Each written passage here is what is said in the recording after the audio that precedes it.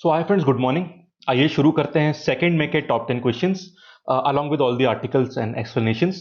Friends, आज दिन में एक वीडियो आने वाला है, एमसीक्यू वीडियो इंडियन ज्योग्राफी का। ठीक है, सिर्फ इंडियन ज्योग्राफी नहीं, उसमें और भी चीजें मैं आपके लिए पुट करूंगा across all the fields, industries, agriculture, physical geography, reverse, national parks, everything.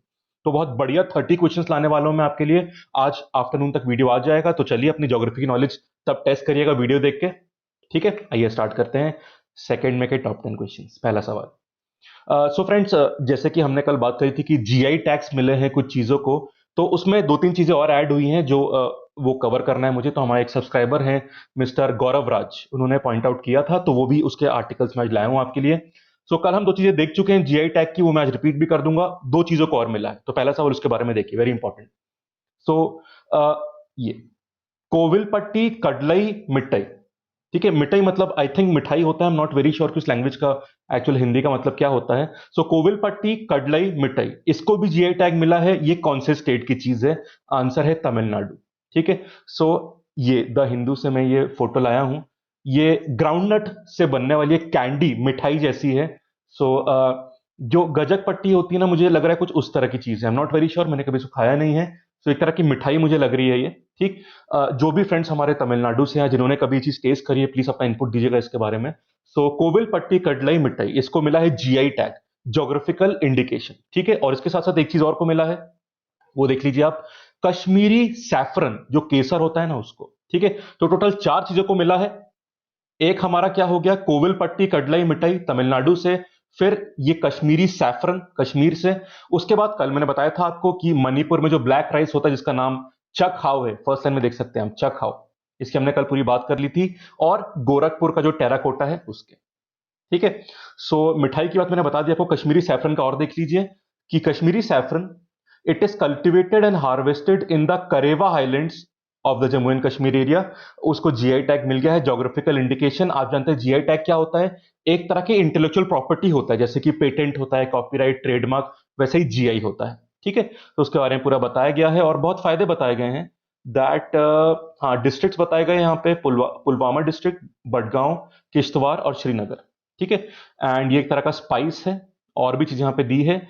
It is renowned globally as a spice. It rejuvenates health and is used as cosmetics, medicinal purposes. ठीक है, और क्विसीन का भी पार्ट है, मतलब खाने वगैरह में भी इसको यूज करा जाता है।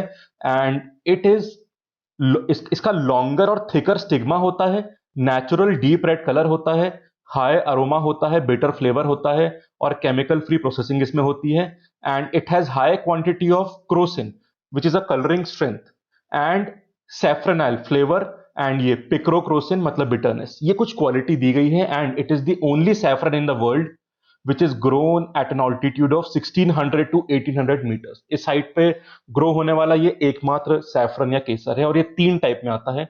There are three types: Lachha saffron, Mogra saffron, और गुच्ची सैफरन। डिटेलिंग आप चाहें तो पूरा पढ़ सकते हैं। ठीक है, ये आज के द हिंदू का लास्ट पेज का आखिरी आर्टिकल था। ठीक है, वेरी वेरी इंपॉर्टेंट। तो चार चीजों का नाम ध्यान रखिएगा, वेरी वेरी इंपॉर्टेंट। आइए आगे चलते हैं। क्वेश्चन नंबर 2, कॉर्पोरेट टैक्स किस तरह का टैक्स होता है, डायरेक्ट या indirect? And the answer is it is a type of direct tax. तो कॉर्पोरेट टैक्स, इसको कॉर्पोरेशन टैक्स भी बोलते हैं, या फिर इनकम टैक्स, ये सब डायरेक्ट टैक्स होते हैं। ठीक है, सो जो भी कॉर्पोरेशन वगैरह से डायरेक्टली इसको लिया जाता है, it is not a indirect tax, it's a direct tax. देखिए, अब एक इंपॉर्टेंट बात यह है कि डायरेक्ट टैक्स का रिजल्ट आ गया है अप्रैल मंथ के लिए, and the result is positive. जो कलेक्शन हुआ है वो पॉजिटिव है। सो it has recorded a 36.6% growth as compared to the same month last year. So direct tax collection has recorded a healthy growth in April despite the nationwide lockdown and grew by 36.6%. ठीक है, as compared to April 2019। तो April 2019 में 25,466 करोड़ था, और अभी 34,780.4 करोड़ हो गया है। It's a growth of 36.6%। ठीक है, एंड इसमें से दो पार्ट देख सकते हैं आप, ये रहा इनकम टैक्स कलेक्शन और ये रहा कॉर्पोरेट टैक्स कलेक्शन। बाकी एग्जैक्ट डेटा की जरूरत नहीं है, बट ग्रोथ की बात कर सकते हैं। हाईएस्ट ग्रोथ मुंबई में हुई है 500% की, उसके बाद बैंगलोर में 160% की। ठीक है, फिर दिल्ली में हुई है 34% की। और ये पूरा असेसमेंट कलेक्शन कौन करता है? Central board of direct taxes, CBDT. इतनी जानकारी काफी रहेगी। ठीक है, चलिए क्वेश्चन नंबर 3 देखिए। इंटरनेशनली बहुत जानकारी आ जाई है अफगानिस्तान से, श्रीलंका से और रशिया से। ठीक है, तो तीनों की देख लीजिए, पहले रशिया की बात करते हैं। Who is the prime minister of Russia? And the answer is Vladimir Putin. Answer नहीं है, वो तो प्रेसिडेंट है। प्राइम मिनिस्टर है माइकल मिशुस्तिन। ठीक है, तो mister Mishustin is the prime minister. खबर शायद सुनी होगी आप लोगों ने, इन्हें कोविड-19 हो गया, he had tested positive. So Russian PM test positive, या फोटो देख सकते हैं, माइकल मिशुस्तिन। ठीक है, सो उन्होंने, Russian prime minister Michael Mishustin has told Vladimir Putin, जो प्रेसिडेंट है, that he has been diagnosed with the new corona virus and इसलिए टेम्परली स्टेप डाउन कर रहे हैं। और ठीक है, जो वहां के डेप्यूटी प्राइम मिनिस्टर हैं रशिया के, जिनका नाम है एंड्रे बेलेसोव, अब वो एक्टिंग प्राइम मिनिस्टर की तरह काम करेंगे जब तक मिशुस्तिन जी सही नहीं हो जाते। ठीक है, सो लेट अस होप कि ही रिकवर सून। आगे बढ़ते हैं। Who is the DG, Director General of CPWD, Central Public Works Department? And the answer is Mr. Prabhakar Singh. CPWD बहुत न्यूज में है, रीजन आप जानते हैं, पार्लियामेंट की नई बिल्डिंग, नया कैंपस बन रहा है, और जो काम कौन करेगा? CPWD। थोड़ी कंट्रोवर्सी भी हो रही है, कई ऑपोजिशन पार्टीज बोल रही हैं कि आपको पार्लियामेंट का नया बनाने वाला प्रोजेक्ट अभी रोक देना चाहिए जब तक कोविड-19 की प्रॉब्लम खत्म ना हो जाए, बट वो अभी फिलहाल चल रहा है। इन्वायरमेंट की जो मिनिस्ट्री है, उन्होंने नए पार्लियामेंट प्रोजेक्ट को अपना नोट दे दिया है। किसने दिया है? Environment ministry's EAC, expert appraisal committee, उसने अप्रूवल दे दिया है। ठीक है, एंड द सेंट्रल, किसको अप्रूवल दिया है? Centre's proposal to construct a new parliament building next to the existing heritage structure. तो एक नया बनने वाला है, उस एग्जिस्टिंग जो हेरिटेज बिल्डिंग है ना, उसके बगल में बनने वाला है, और ये काम कौन करेगा? पीडब्ल्यूडी। इसलिए मैंने उसके डीजी का नाम वाला क्वेश्चन पूछा आपसे।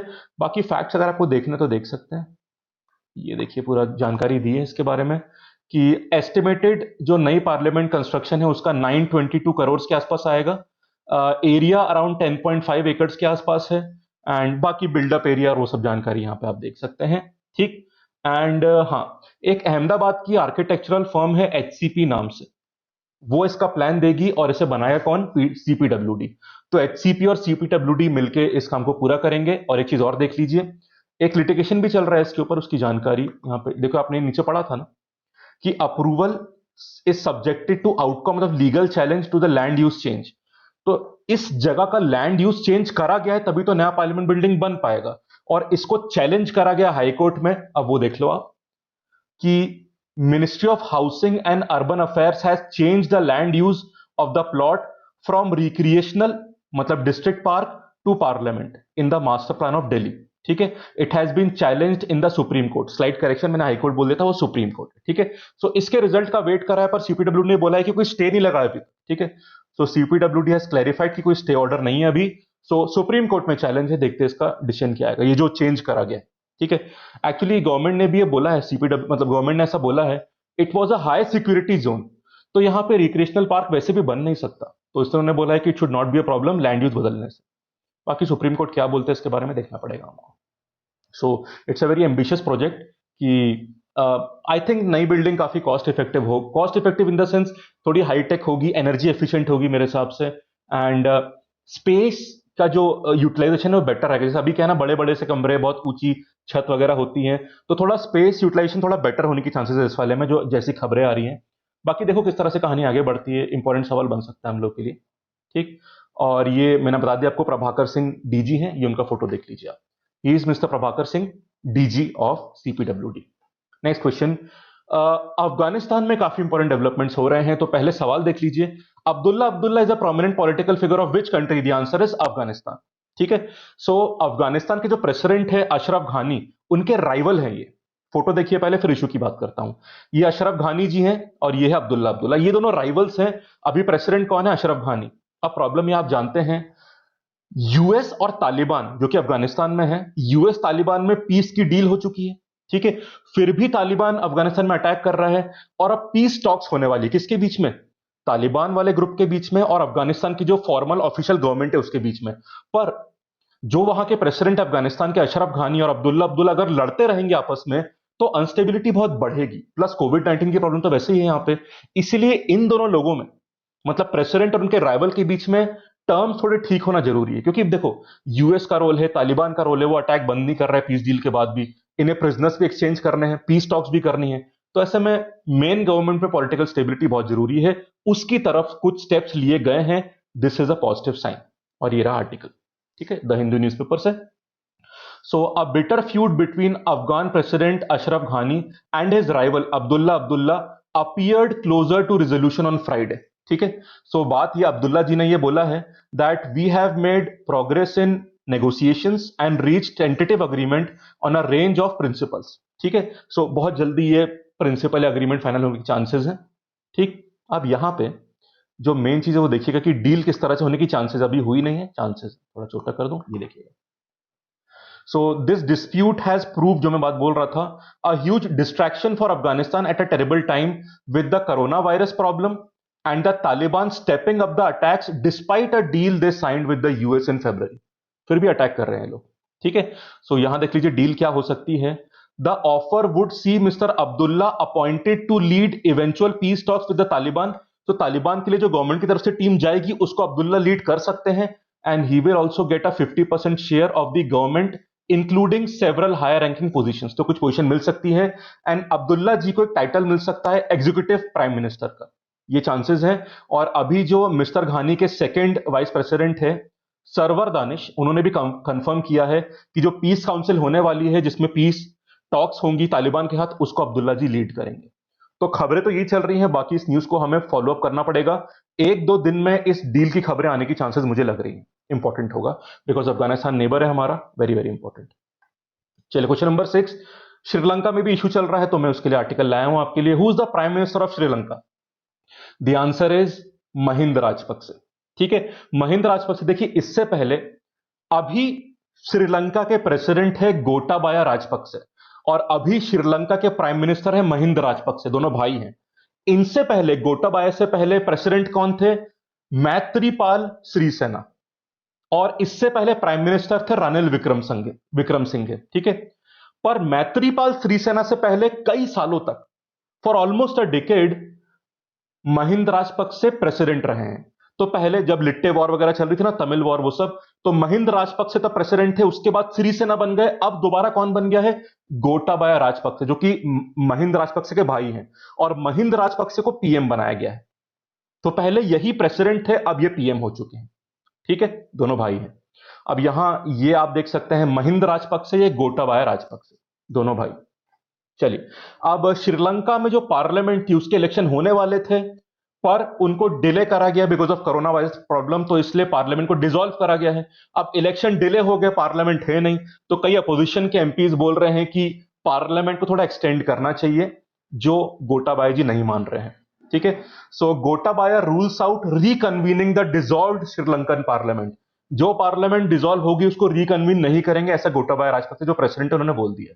ठीक, so Sri Lankan President Gotabaya Rajapakse on Friday ruled out reconvening the dissolved parliament using his discretionary powers.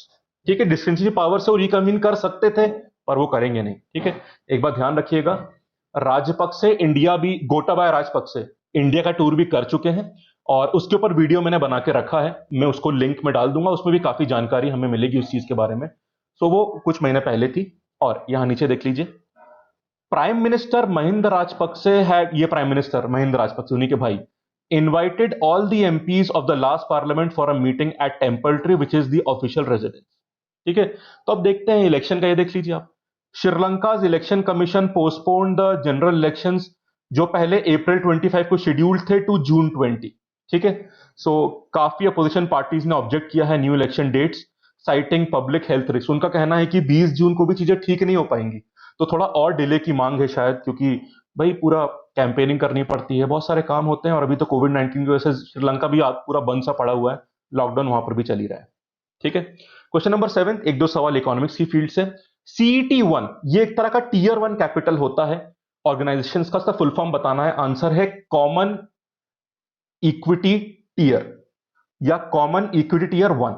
So common equity tier या CET1 वो कैपिटल होता है जो किसी भी बैंक की फाइनेंशियल स्ट्रेंथ के लिए बहुत इंपॉर्टेंट इंडिकेटर होता है। ठीक है, इसमें एक तो कंपनी के कॉमन स्टॉक्स आते हैं और डिस्क्लोज्ड रिजर्व्स जो होते हैं।